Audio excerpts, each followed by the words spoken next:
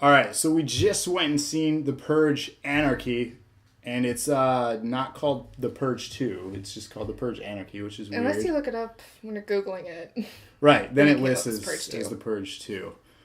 So let's kick it off, and Jen here. I'm Travis, Jen, and let's just kind of describe the synopsis. How is this? What's the story of what is a purge? Well, the Purge was basically the government decided that we had too much violence going on. So instead of letting everybody get violent every day, they've narrowed it down to one day a year. 12 hours to be exact. 12 hours. Pretty much all night. Mm-hmm. From sundown to sunup?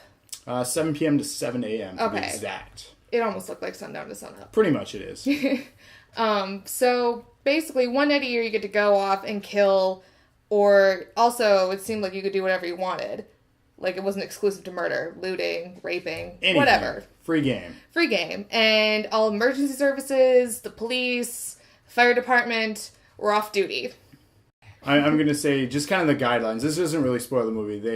They have rules. There's certain weapons or things you can't do.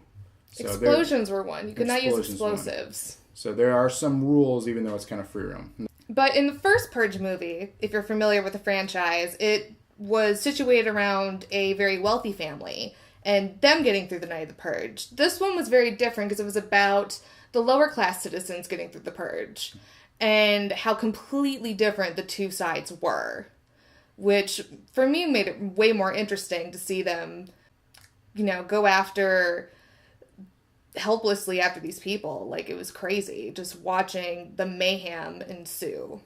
I feel like the casual viewer could relate better to these characters, even though they weren't the most interesting characters, and you'll see when you see the movie.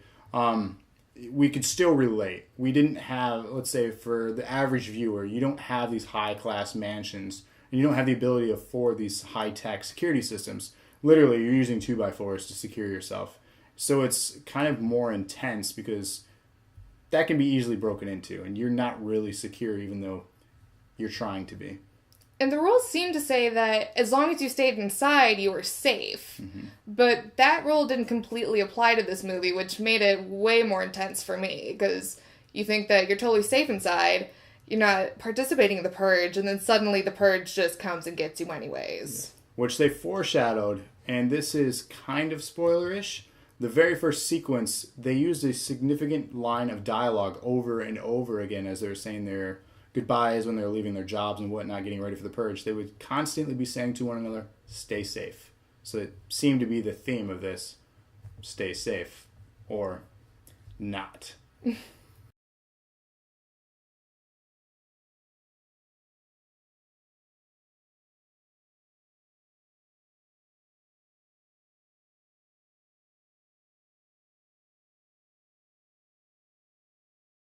All right, you've heard it. This is the spoiler section. If you want to see this movie and enjoy it, stop watching our video now. You've been warned. Just go see the movie, and then you can come back and discuss with us what you enjoyed. Or didn't. Right. It's up to you. So let's talk from the beginning of the film. The Purge picks up 2 hours, counting down 2 hours before the Purge happens. Mm-hmm. We're in a diner, and we have a couple other characters introduced. They're grocery shopping. Yeah, they're just having a nice day, apparently, just taking their time before the Purge started. A little drive, downtown L.A., like you're not going to get stuck on a highway in L.A. trying to get home. Oh, well, they were taking the back roads, because that seemed like a plan. Yes. And of course, they run into some crazy Slipknot fans. It had that feel to it. It did. It seemed like a Slipknot music video, which was pretty cool. But randomly, these guys are already hanging out and intimidating people before the Purge happened, which I found kind of weird. It messed with their car. They messed with their car, so I wonder what the legal thing is there. They never touched on that in the movie. So their car got disabled. They got stuck downtown. They ended up running into the hero, if you will, the main Eventually. guy. Well, they kind of jumped into his car. Right, yeah. They literally ran into him. But we also had this mom and daughter, duo, and, the mom was a waitress, and she was basically trying to get a raise, and that didn't go so well for her because her father was sick and dying. So the daughter was the one, though, that had all the information about the Purge going on. Like, she was following some guy named Carmelo, who seemed to be against the entire Purge in general. And he put a lot of stuff into perspective. I liked his stuff a lot. He was talking about how people weren't being religious anymore. Right. And they were much more about, praying to guns, basically. Smith & Wesson specifically is what they said. And how the Purge targeted, like, a specific group. They were targeting, people of lower class, and it was basically almost an annihilation for them. Which led to weird twists in stories. There was some decent, surprising twists.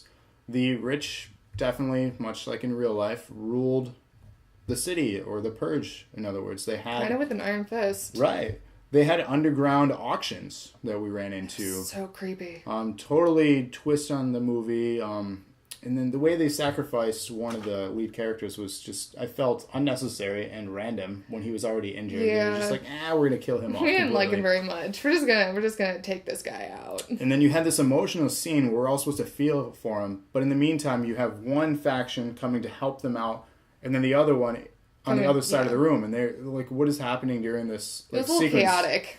But there was no gunfire. They were just kind of like waiting for this girl to cry and like be sad and mourn her loss of her almost divorcee. They were getting separated. Yeah. That kept coming up through the whole movie, was this couple was getting separated.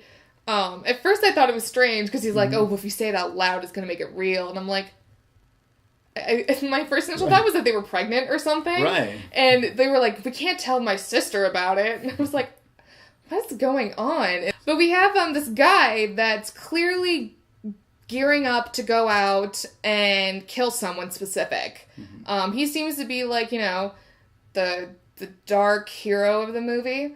He don't really give him a name. I kept calling him like... Yeah, they didn't give him a name. name. I kept calling him the Punisher because he reminded me of... Punisher. The guy from the comic. They called him Sergeant or something at one the point. end, they called him Sergeant. But for the most part, like, he didn't really have a name. He wasn't going to give it out. And clearly, like... I knew from the beginning because they kept showing a picture of his son, that something had happened, and it looked like he was going to go after the guy that had done something to his son, which to me seems kind of like, okay, like, I understand that. Right. I feel like that's a good reason to go purging. Yeah, get revenge. Don't blame you. Mm-hmm. Especially when the law wasn't on his side about it. Exactly, yeah. The guy got off. It was a drunk driving, like basically a hit and run. Yeah. The child died. He got off on a technicality. Whatever that technicality was. Right, they never explained. Which, I'd be coming after you too if you did that. So right. Don't do that. He basically was the only reason that those 4 people survived the entire night. Because they would have been totally lost without him. But, I mean, you needed a hero. But he was sort of the anti-hero because you knew he was going out to kill someone. But for me, one of those scarier moments was when Ava and Callie, the mom and the daughter, are in their home, their own home, where everything's locked up. Mm-hmm. And the next thing you know is that their really gross neighbor, who was very drunk... belligerently drunk, forces his way into their apartment and is, going to kill them because, she apparently passed by him every day and didn't give him the time of day. Yeah. He had other things on his mind, too. He was a sicko. He was a total sicko. Just that lady wronged me, so I might as well, take her out. All right, final thoughts. I grade my reviews personally on a 10 scale. I'm going to go ahead and give The Purge Anarchy a 7 out of 10, and here's why. The good parts in the movie, definitely the editing. I just love the overall theme and story, and the way they edited everything together was super solid. And they definitely used GoPros for the mounted motorcycle stuff. They highlighted it more so in the trailer than their actual movie. But when those sequences came of the movie, I was like, this is cool. It highlights like my music video liking styling of cinema verte, I believe that's the technical term for it. The convoluted storyline that was The Purge. You just don't really ever get a full explanation of what The Purge is in whole.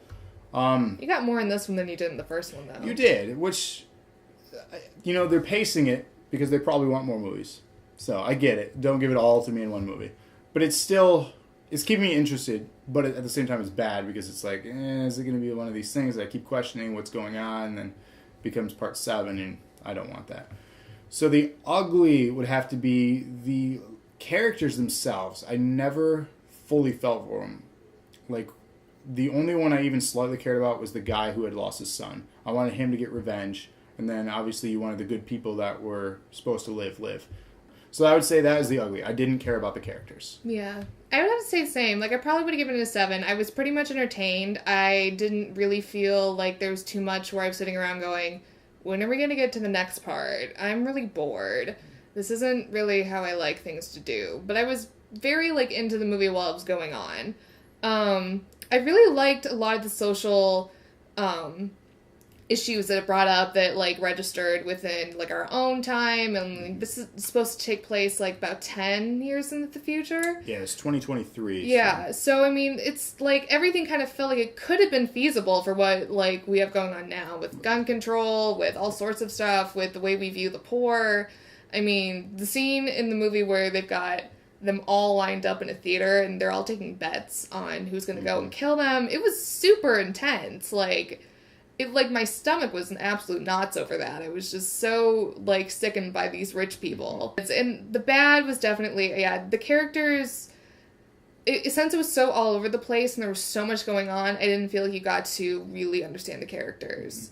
The one character I wanted to know more about was the freedom fighter guy, basically.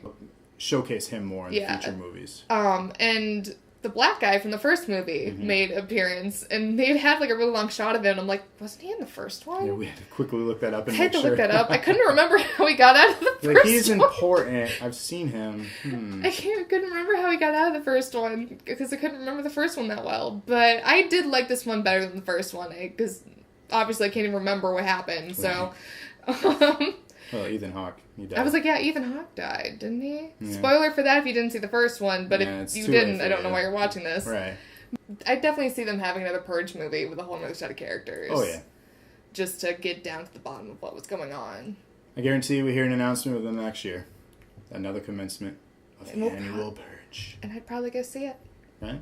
Yeah. Well, you heard it here first. Hopefully. If not, you probably heard it here second. But check out all our reviews. We are branching out and doing more than just gaming reviews. We're doing media of all sorts and physical books. Those still exist, and we're going to talk about them in future reviews. So make sure you hit that subscribe button, which I believe is, I don't know. I think it's down. Is it down? It's down now. That way, over here. Yeah, it's like... That like button? Yeah. Click that thing, share, do all that stuff. So thank you for watching. Any last thoughts? No. Cool. Thank you for watching.